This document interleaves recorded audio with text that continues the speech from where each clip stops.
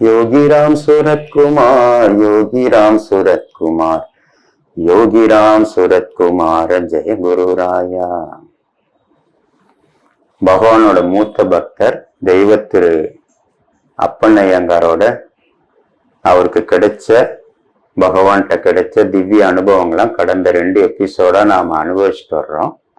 அவருக்கு பகவான்கிட்ட முதல் தரிசனம் கிடைச்சது 1958 ஸ்ரீரங்கம் மொட்டை கோபுரத்துலயும் சரி, ஸ்ரீரங்க ரயில்வே ஸ்டேஷன்லயும் சரி.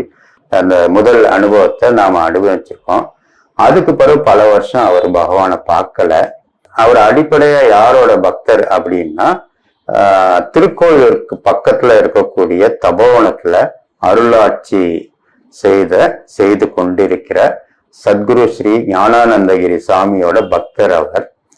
1968 ஏப்ரல் 28 சத்குரு ஸ்ரீ ஞானானந்தகிரி சாமியோட தர்சனுக்காக திரு அப்பண்ணையங்கார் அங்க போயிருக்காரு. போகும்போது அங்க நம்ம பகவான் யோகிராம் சூரத்குமார பார்க்கக்கூடிய பாக்கியம், 2வது தடவை பார்க்கக்கூடிய பாக்கியம் அவருக்கு கிடைச்சிருக்கு. 10 வருஷம் கழிச்சு அவருக்கு கிடைச்சிருக்கு. அப்ப பகவான 10 வருஷம் கழிச்சு பார்க்கும்போது அவர் மனசுக்குள்ள ஒரு எண்ணம் வருது. என்ன வருதுன்னா, 10 வருஷத்துக்கு முன்னாடி இவரை ஸ்ரீரங்க ரயில்வே ஸ்டேஷன்ல பார்க்கும்போது ஒரு சிங்கம் மாதிரி இருந்தாரு. இப்ப அவரோட பார்வையில அப்படி ஒரு கருணையும் ஒரு சாந்த சொரூபமா இருக்காரு. இவர் ஒரு பெரிய மகாத்மா. இவரை பார்த்தா 10 வருஷத்துக்கு முன்னாடி ஸ்ரீரங்க ரயில்வே ஸ்டேஷன்ல அவர் வரும்போது விரட்டிட்டு போனேன். அப்படி விரட்டிட்டு போகும்போது ஒரு சிங்க பார்வை பார்த்தால் நானும் ஒரு பயந்த நாய் வாழை சுருட்டிட்டு பின்னாடி ஓடி வர்ற மாதிரி ஓடி வந்தவன் இவரை பார்த்தா நான் அப்படி அடிக்கலாம் போனேன்னு மனசு வருத்தப்பட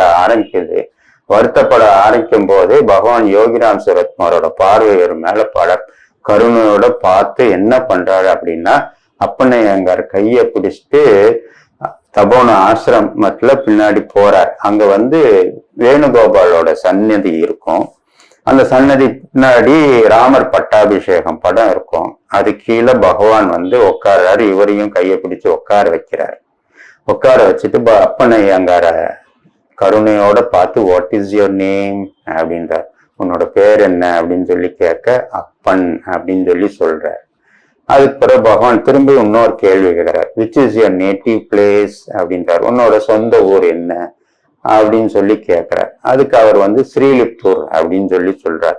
நோ, யூ ஆர் பிளஃபிங், நீ இல்ல, நீ தப்பா சொல்ற அப்படின்னு சொல்லி பகவான் சொல்ல, திரும்பியும் கேட்டோன்னே திரும்பியும் ஸ்ரீலிப்தூர்னு, no again you are bluffing, திரும்பியும் நீ தப்பா தான் சொல்றேன்னொன்னா திரு அப்பண்ணையங்காருக்கு மனசுக்குள்ள ஓடு, ஆஹா நம்ம பிறந்த இடம், நம்ம வளர்ந்த வளர்ப்பு எல்லாம் இவருக்கு சகலமும் தெரியுது போல, இனிமேலும் நம்ம இது மாதிரி சொல்லக்கூடாது, கரெக்டா சொல்லிடணும்னு சொல்லி என்ன சொல்றாரு அப்படின்னா, இல்ல சாமி, ஸ்ரீலிப்தூர் பக்கத்துல ஒரு கிராமம், அந்த கிராமத்தோட பேரு அச்சம் தவிர்த்தான்.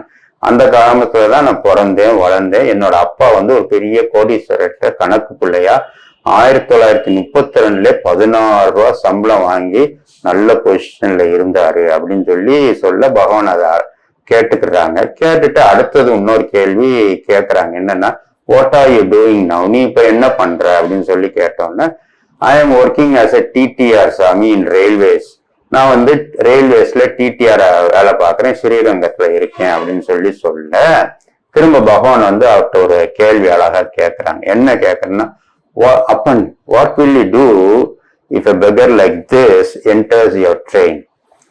நீ இந்த பிச்சைக்கார மாதிரி ஒரு ஆள் உன் ட்ரெயின்ல ஏறினா என்ன பண்ணணும்? அடிச்சு விரட்டுவேன் சாமி அப்படின்னு சொன்னோன்னா பகவானோட முகம் மாறுது. நோ அப்பன், அப்படிலாம் செய்யக்கூடாது, யாரையும் திட்டக்கூடாது, யாரையும் அடிக்க கூடாது அப்படின்னு சொன்ன. இல்ல சாமி, உடனே அப்பண்ணையங்கார் என்ன சொல்றாரு, இல்ல சாமி, நீங்க வந்தீங்கன்னா ஒரு பஃபே கார் இருந்துச்சுன்னா அதுல பரோட்டா கூட நான் வாங்கி உங்களுக்கு கொடுப்பேன் சாமின்னு சொல்ல, நோ அப்பன், you should not differentiate a beggar and a Saint. நீ ஒரு பிச்சைக்காரனையும் சரி ஒரு மகாத்மாவையும் பிரிச்சுலாம் பார்க்க, ஆல் ஆர் செயின்ட், எல்லாரும் மகாத்மாக்கள் தான், எல்லாரையும் ஒண்ணு போல பாரு, எல்லார்ட்டையும் அன்பை காமி, யாரையும் அடிக்க கூடாது, உனக்கு இறக்கி விடுறதுக்கு தான் ரைட்ஸ் இருக்கே தவிர விரட்டுறதுக்கோ அடிக்கிறதுக்கோ உனக்கு ரைட்ஸ் கிடையாது அப்படின்னு சொல்லி திரு அப்பண்ணையங்காருக்கு பகவான் ஒரு உபதேசம் கொடுக்க, அது ஒரு பெரிய மாற்றத்தை அவருக்கு கொடுக்குது. என்ன சொன்னாரு அப்படின்னா, அந்த 1968 ஏப்ரல் 28 என்னைக்கு பகவான் இப்படி ஒரு வாக்கு கொடுத்தாரோ அதுக்கு பிறகு அவர் வாழ்நாள்ல யாரையும் திட்டினது இல்லை, யாரையும் இது மாதிரி அடிச்சது இல்லை. பகவானோட வாக்கு அப்பேற்பட்ட ஒரு பெரிய நல்ல மாற்றத்தை எனக்கு கொடுத்துருச்சு அப்படின்னு சொல்லி ஷேர் பண்ணாங்க. அதுக்கு பிறகு சாமியோட அவர் பேசிட்டு இருக்கும்போது பகவான் வந்து திரும்ப அவர்கிட்ட கேட்கிறாரு, அப்பன் what you do when you go out stations அப்படின்றார். நீ வெளியூர்லாம் போகும்போது என்ன பண்ணுவ அப்படின்னு சொல்லி கேட்க, சாமி நான் சாயந்தரம் ட்ரெயின்ல டிடிஆர் ஏறினா நைட்டு ஃபுல்லா வேலை இருக்கும், மறுநாள் காலையில எந்த ஸ்டேஷன்ல இறங்குறோன்னு அங்க போய் நல்லா பல் தேய்ச்சி குளிச்சுட்டு நல்ல டிஃபன் சாப்பிட்டு நல்லா படுத்து தூங்கிடுவேன். அந்த அசதியில மத்தியான சாப்பாடு கூட ஸ்கிப் ஆயிரும். திரும்ப சாயந்தரம் டியூட்டி ஆரம்பிச்சு டிடிஆர் வேலையை பார்ப்பேன் சாமி அப்படின்னு சொல்லி சொல்றார். பகவான் அதை கேட்டுக்கிறாங்க. கேட்டுட்டு திரும்ப இன்னொரு கேள்வி கேட்கறாங்க, அப்பன் டு யூ நோ விஷ்ணு சகஸ்ரநாமா அப்படின்னா, உனக்கு வந்து விஷ்ணு சகஸ்ரநாமா தெரியுமா அப்படின்னு சொல்லி கேட்க, ஆமா சாமி ஸ்கூல் டேஸ்ல எல்லாம் நான் அதை படிச்சிருக்கேன் அப்படின்னு சொல்லி சொல்றாரு. திரும்ப பகவான் இன்னொன்னு கேட்கிறாரு. என்ன கேட்கிறான்னா, to you know Bhagavad Gita, Bhagavad Gita உனக்கு தெரியுமான்னு. அதை நான் சின்ன வயசுல படிச்சிருக்கேன் சாமி அப்படின்னு சொல்லி சொல்ல பகவான் விடுறதா இல்ல. திரும்ப அடுத்தது வந்து டு யூ நோ மகாபாரதா அப்படின்னு சொல்லி கேட்க, அதுவும் நான் ஸ்கூல் பருவத்துல படிச்சிருக்கேன் சாமி அப்படின்னு சொல்லி சொல்றாரு. அப்புறம் திரும்ப பகவான் கேட்கிறான், டு யூ நோ ராமாயணா, படிச்சிருக்கேனே சாமி, ராஜாஜி எழுதின ராமாயணத்தை நான் வந்து ஸ்கூல் டேஸ்ல எல்லாம் படிச்சிருக்கேன் சாமி. What happen you are saying everything in past tense, எல்லாம் கடந்த காலத்துல நடந்ததாவே சொல்ற, what do you do now அப்படின்னு சொல்லி கேட்கிறாரு பகவான்.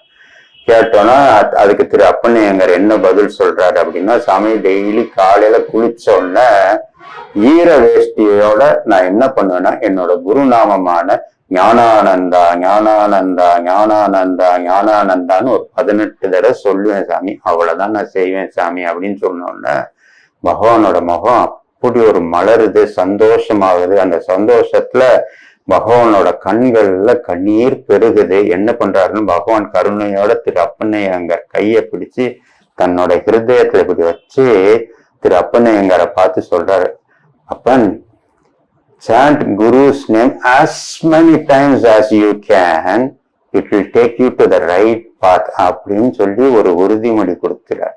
என்ன அப்படின்னா, அப்பன் நீ வந்து குருவோட நாமத்தை எத்தனை முறை சொல்ல முடியுமோ சொல்லு, அது உன்னைய நல்ல பாதையில கொண்டு செல்லும் அப்படின்னு சொல்லி பகவான் ஒரு உறுதிமொழி சந்தோஷத்தோடையும் கருணையோடையும் திரு அப்பண்ணையங்காட்டு சொல்றாரு. அது பகவானோட வாக்கு அப்படி கிடைச்சோன்னா அதுக்கு பிறகு அவர் வாழ்க்கையில என்ன ஒரு பெரிய மாற்றம் வருது அப்படின்னா, 80 கோடி தடவை அவரோட குருநாமத்தை ஞானானந்தா ஞானானந்தான்றத 12 வருஷத்துல சொல்லக்கூடிய ஒரு பாக்கியம் கிடைச்சது. 12 வருஷம் காலத்துல 80 கோடி நாம ராமேஸ்வரத்துல போய் பூர்த்தியாக மறுநாளே போய் அந்த 80 கோடி நாமாவை நம் பகவான் யோகிராம் சுரத்குமாரோட திருப்பாதத்துல அதை சமர்ப்பிக்கிறாரு. இந்த அனுபவத்தை தான் திரு அப்பண்ணையங்கார் வந்து சிவகாசி பஜனாசிரமம் வந்தப்ப இது பல அனுபவங்களை இது ஒரு அனுபவத்தையும் ஷேர் பண்ணாரு. இந்த ஒரு திவ்ய அனுபவத்தை தான் இன்னைக்கு உங்களோட எல்லாம் ஷேர் பண்ணணும்னு நினைக்கிறேன். அவருக்கு மேற்கொண்டு கிடைச்ச திவ்ய அனுபவங்களை வரக்கூடிய எபிசோட்ஸ்ல உங்களோட ஷேர் பண்ணிக்கிறேன். ஜெய் யோகிராம் சுரத்குமார். योगिराम सूरत कुमार, योगिराम सूरत कुमार,